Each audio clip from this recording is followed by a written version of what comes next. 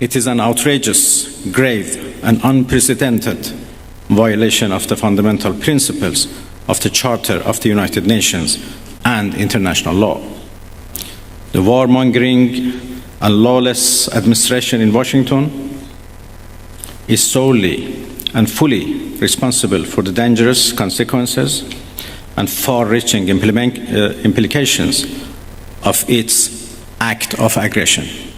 In accordance with the UN Charter and its provisions allowing a legitimate response in self-defense, Iran reserves all options to defend its security, interests, and people. Konflik Israel-Iran memanas, Putin khawatir pecah perang dunia III. Jakarta, CNN Indonesia. Perang antara Israel dan Iran memanas setelah Amerika Serikat ikut terlibat langsung dengan menyerang 3 fasilitas nuklir negeri mullah tersebut pada Minggu 22 Juni. Presiden Rusia Vladimir Putin sempat menyampaikan kekhawatiran saat ditanyakan wartawan di Forum Ekonomi Internasional Saint Petersburg pekan lalu soal kemungkinan pecah perang dunia III. Tonight I can report to the world that the strikes were a spectacular military success. Iran's key nuclear enrichment facilities have been completely and totally obliterated. Iran, the bully of the Middle East, must now make peace. If they do not, future attacks will be far greater and a lot easier.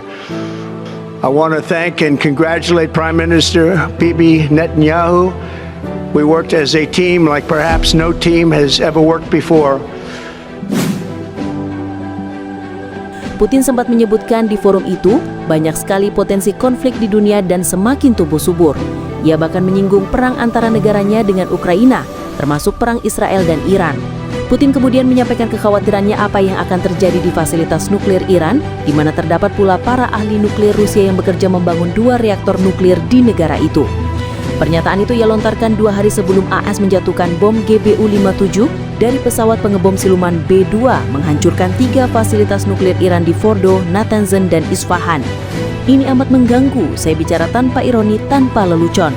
Tentu saja ada banyak potensi konflik dan itu terus berkembang.